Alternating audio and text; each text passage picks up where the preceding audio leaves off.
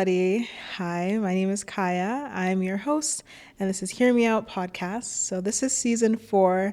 This is episode 1, and this is going to be a little reintroduction for everybody who has not been tuning in to Hear Me Out or had just started in between. Maybe you weren't here at the beginning. Maybe you don't know what this is, but you heard a little 1 2 1 2 and you were excited and you kind of liked what you heard. So, I want to reintroduce myself.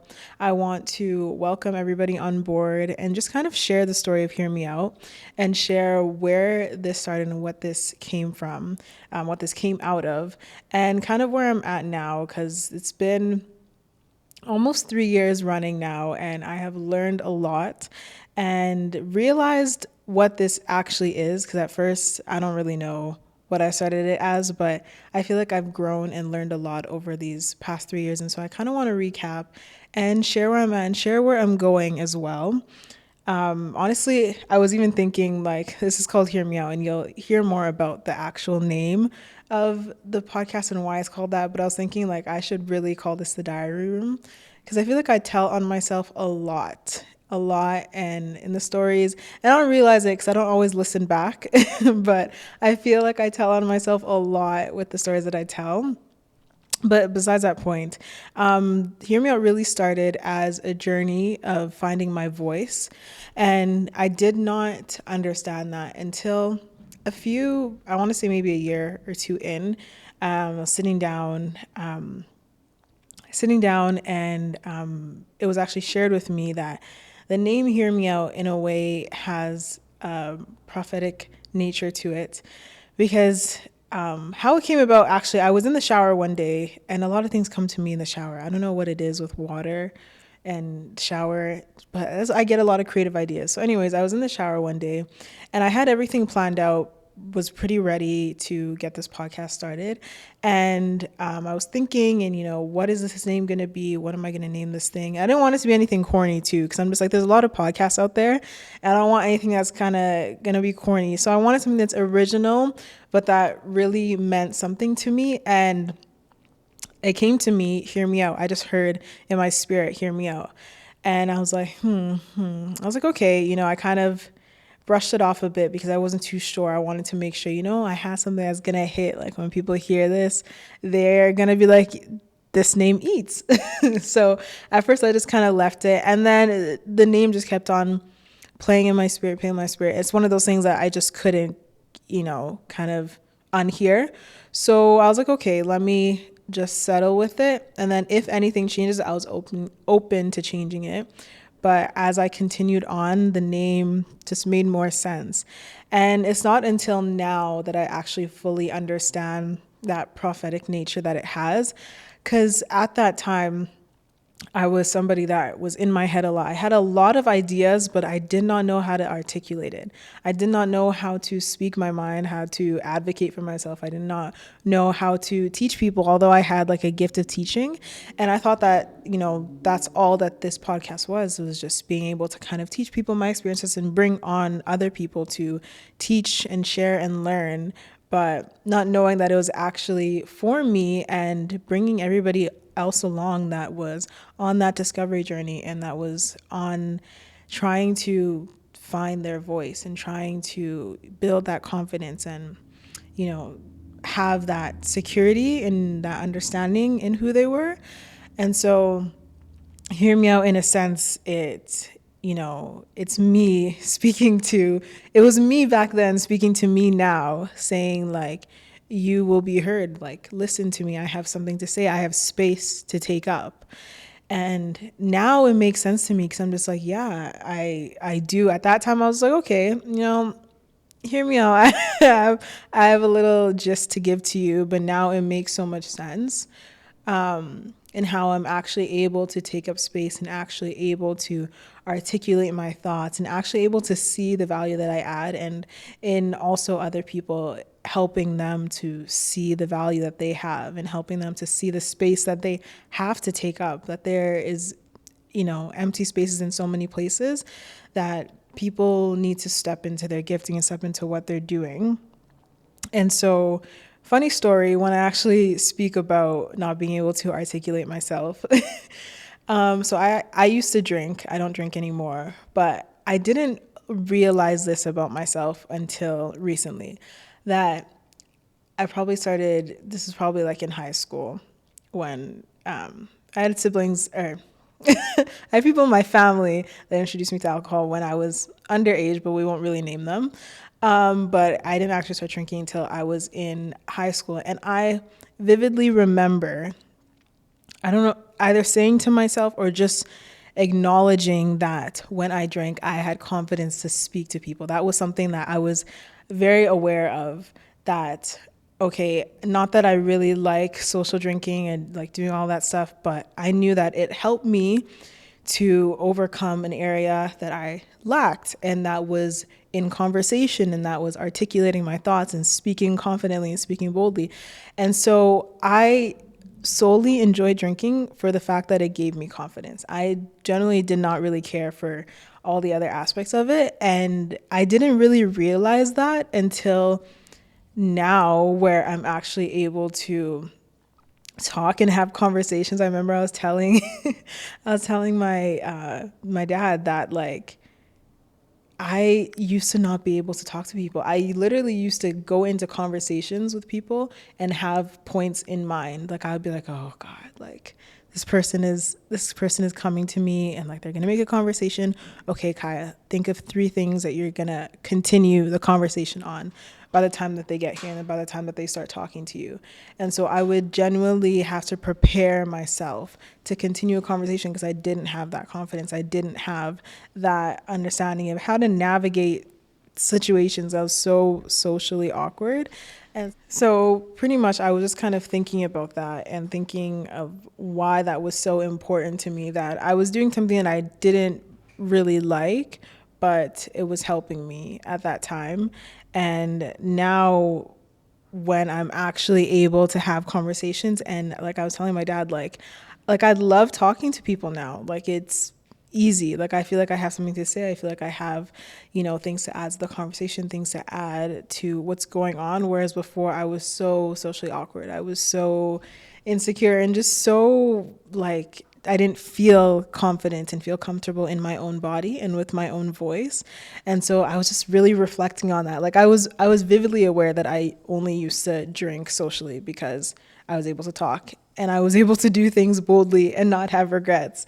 So that's just a little funny story, but pretty much a lot of this journey has been discovering identity, and that's actually the foundation of this podcast and of this platform. As I was reading back later in towards the end of 2022, I was doing like my yearly recap as I do, and just kind of reading back to some of my main takeaways from 2022 and reflecting on some words that stood out to me. And these words, that was somewhere in my notes app, it said, "The story of Esther is a story of identity." These words just jumped out of the page and just into my spirit. And as I was meditating on these words, meditating and thinking, okay, the story of Esther, if you know the story of Esther in the Bible, is a story of identity. If you don't know, go ahead and open up your Bible. Is a story of identity. So they jumped off the page and just, right into my spirit. And what I heard as I was meditating, it said, which means that Hear Me Out is a ministry of identity, is a platform of identity, that the whole purpose of this place and the whole purpose of what I'm doing, and for me, is to help other people find their voice, people that have lost their voice, people that their voice have kind of been silenced, people that have just never been able to discover. And that could look like so many different things. And it's amazing how I've seen that unravel without knowing what was going on until I kind of look back now. And it's funny when people always come up to me and they're like, "I love your vulnerability." I'm just like, girl, I was just talking. And to me, vulnerability isn't vulnerability, if that makes sense. To me, it's like, I really strive to be my most authentic and genuine self, because what's the word? I feel so strained, and so like the air in me is being, constrained when I'm not my authentic self, when I'm not being genuine and being straightforward with who I am and what I'm feeling. So when I share things about myself, I don't really see it as being like, I know it is being vulnerable, but I don't see it in that way where it's like difficult. To me, it's freeing to know that I'm putting my authentic self there and that that's what you have to deal with, and not like I'm putting something else out there and now if people reject that, okay, they reject that and I'm already scared of putting my real self out there. So it's like if I put myself out there, then they reject that, then that's what it is. So to me, when people come and like, oh, you're so vulnerable, I'm just like, I start to think, what did I say? I'm thinking, what did I say? Like, how much was I telling on myself and I didn't even realize it? But just knowing that what I'm sharing here and what I'm doing here has been able to help people have confidence and know that they're not alone. And that's part of the storytelling aspect of podcasts, is it builds a sense of connectedness, a sense of, unity and shared experiences. I was on a recent panel where we talked about the importance of storytelling, especially as Black creators. In the Black community, storytelling is a huge thing. My dad is a storyteller. That man can talk from Genesis to Revelations. He can talk and tell a million stories and he doesn't get tired. And even though I get tired of listening in all the time, when I tune in and out, I'll be coming in and out. There's so many things that I learn from how he tells stories, from his experiences. And so I think I've tried to really translate that here. And I really want to build that up more and to share stories from myself and from the guests that I'm bringing along, because they have amazing stories. Like, you guys don't even know. And just to build a sense of connectedness, because, in this world, everybody has that lingering and that daunting feeling of being alone deep within them. But when we're able to share stories, that's what brings us together. That's what helps us say that, hey, this thing that I'm struggling with, this thing that I'm fighting myself over, is actually not just me, that there's so many people that are going through this, that there's so many people that have gone through this. There's so many health issues that people would feel so isolated and feel so alone as they're going through it, until you start to hear how other people are going through it. Depression, anxiety, it is so isolating, so alone, identity confusion. It feels like, why am I the only person who doesn't know who I am? Why am I the only person who doesn't know what I want to do? Why do I feel like this? Those emotions just trap you and they make you feel so isolated. And so what I really want to continue doing, what I've learned, is the power of storytelling and sharing our shared experiences and learning from each other, and not always agreeing with each other, but learning from each other. That's the whole purpose of it, not to say that we all have different stories, and that's the beauty in it, that we don't all agree, and our experiences and our stories that shaped us are going to and meant to be different, and they're beautiful in those ways. But embracing those and celebrating those and continuing on that way. Another thing that I learned that that I'm still learning is just how to say yes to God's calling on your life. I say that Hear Me Out was something that God bamboozled me into, because I did not know the full extent of what this was going to be, of what this could be. I was generally just doing this because I was like, hey, at that point in time, I was out of school, I was taking a year off, and I was working at a job that I did not like. That was so far away from my nature. And I was like, hey, like, I need to do something with my time. And I feel like I'm really good at, communicating things to people. I'm really good at making complex issues and complex problems simple and communicating those to people. So I was just like, okay, God was saying do a podcast. I was like, okay, that's kind of cool. So I went ahead and did it, but I didn't know the extent of it. And I feel like that was very purposeful, because I can be such a perfectionist and I can want to control everything and want to make sure everything is so perfect before getting into it, that if I had known the time commitment, if I had known like the self, because a lot of things that I talk about, it's like I had to go through it. I had to endure that self-discovery, and I had to be so honest and like, break down so many walls in order to communicate that. So if I had known all the things that I would have to learn and able to, for me to be able to teach them, I would have been like, you know what, I'm gonna leave the podcasting for the other girlies. I'm gonna leave the podcasting for other people. So I feel like it was very purposeful that I did not know and I was not aware of everything for me to be able to say yes, because my yes was not the easiest yes, although it's genuine, and I fully am convinced and persuaded with what I'm doing now and what this platform has become. It was not that way at first. Like, I naturally would prefer to stay in the background and make change and, support people and have impacts from the background. I'm not that much of like a show your face, in the front kind of girl, but this place has really changed me in a lot of ways and has just built up my confidence and helped other people. And that's like the main thing that I really take from this. And then just helping me build resilience and like being able to fight for something that you see as valuable, being able to fight for something that you know is important to you. And that is what I have been doing. There's so many times, and I'm sure any creator, any creative, any person that does any passion project, that does any project that's outside of, even in your regular 9 to 5, like there's times where you would want to just drop it all and be like, maybe this is not as important. There's so many times where I'm just like, if I stop doing this, who's really going to care? Who's really going to notice? And it's like, there's so many times where I'm just like, I have other things to do, or I'm tired, and there's multiple excuses. If you look for them, you'll find an excuse for anything, right? So I really had to learn resilience. I really had to learn to fight for what I believe is important to me and fight for what I believe is adding value to people, and fight against my desire to drop everything, and fight against the things that were making this hard, like the amount of technical issues. Like, I had to be resilient and keep going. And so it has really taught me like the importance of seeing things through to the end.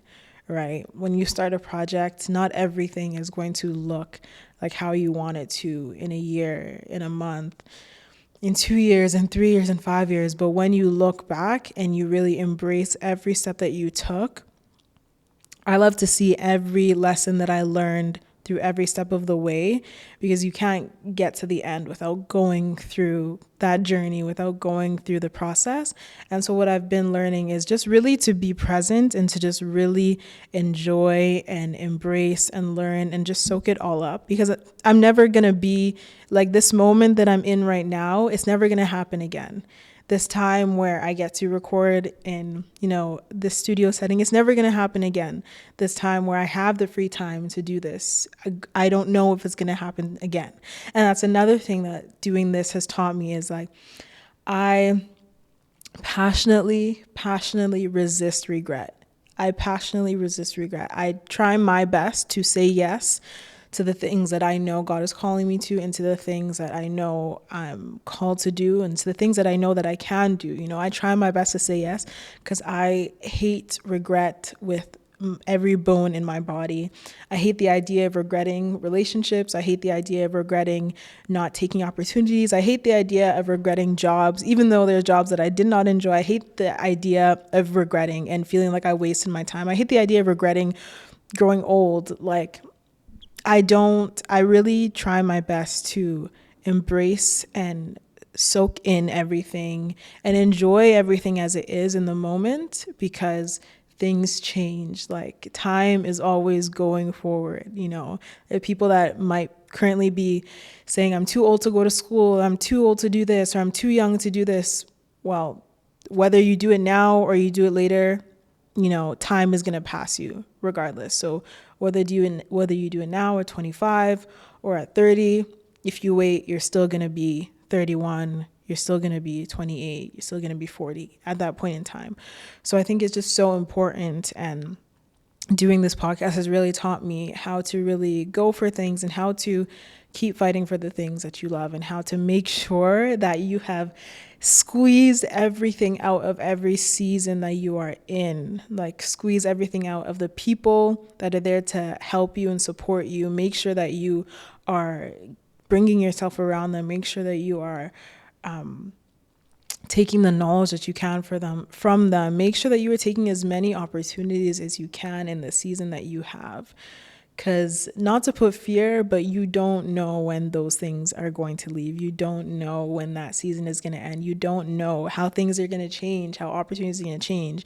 I talk about life transitions all the time. We're going to talk about that more, but you really don't know. And I just hate the idea of regretting and thinking, I wish I did this, or I wish I was like this. And, obviously applying wisdom and doing things that aren't going to lead to consequences that you can't deal with after. But if it's something that's good, it's something that's going to add value to your life, to your future, to other people, like, do it, and do it wholeheartedly. That's what I am holding on to. That's what I am pushing forward. That's what I am trying my best to continue doing, is to do it, and to do it wholeheartedly. And I think I wouldn't say the most important, but the most difficult lesson that is an ongoing lesson is to be able to do things and not wait for people's applause. Especially when you're doing things on a platform, it's very easy to expect people to respond in a certain way to what you're doing. And it's very easy to expect it of the wrong people. I had to learn very quickly that what I do is not for everybody. There are people that are going to be drawn to this platform and to this podcast. And there are people that are probably going to hate everything that I have to say and everything that I represent and stand for. And that's okay. Just make sure you do it over there. But I have had to learn that even the people that are closest to you, and it's always the people that are closest to you that are just not going to recognize the value, or just not going to acknowledge what you're doing. And I have had to become okay with that, because you would think that because they love you, they see the same things, but it's generally not going to be like that. And I think it's very important to find the people that you are called to. You can call them your neighbors, whoever, the people that are called to help you, and the people that you're called to help and called to serve. Find your niche. I know we don't like to be put in a box. We don't like to be simplified, but find your niche. Everything becomes so accessible and so much clearer and so much more enjoyable through that. In last season, I had Yemi, love Yemi, and he joined us, myself and Rebecca, when we did a collab, and he said something that really opened my mind to how I do things and how I approach people and just how I navigate people pleasing. Because he talked about how there's artists. He gave the example of Taylor Swift, right? And you could even use an artist like Selena Gomez. They have incredible fan bases. Their fan base rides for them. They think they are just angelic beings, that they are just amazing and they just love them. And by the way you see that people love them, you're inclined to want to take interest in their lives too, and take interest in their music and their makeup brands and what they're doing, their books, because you're thinking, if so many people love this person, there must be something good about them. And it's not, some of them are crazy, but in general, this looks like genuine love and admiration for this celebrity and this influencer. And pretty much Yemi used that to just explain how important it is when you cater to the people that are willing and ready to receive you. There's so much benefit that adds to it. You don't need to now go and beg the people outside of that aren't early adopters. You don't have to go and beg them to now see the value in you and to come and, receive from you. But you now have people that are already advocating from you. And that's what I've learned, is that when I focus my attention on the people that are ready and willing to receive me, and the people that are in my niche, and I know who they are, you might know who they are. I feel like I'm adding more value there. Whereas trying to, please everybody, which I'm not going to do. And I can never do, because I say one thing, I'll have to, retract and say another thing, and then there's just too much. But when you focus on your niche, focus on the people you're serving, the people that that you can immediately add value to. Now, like, your sphere of influence and what you can do, your impact grows from there. It only grows from there, because now people are drawing other people in to see. Not everybody's gonna be an early adopter, but you are gonna have a lot of people coming to you when you are focused on those people. And so those are some of the things that I have learned over this series of doing this podcasting thing. It's been interesting. I feel like I'm forever going to be learning. I'm forever going to be exploring myself. And I really do invite everybody, as well as you're listening, to explore and, rediscover, question a lot of things that you are not too sure about yourself, that you're not too sure about your journey and where you're going. And I think that when you do that, you open yourself up to a life of freedom and a life of peace and a life of, fulfillment.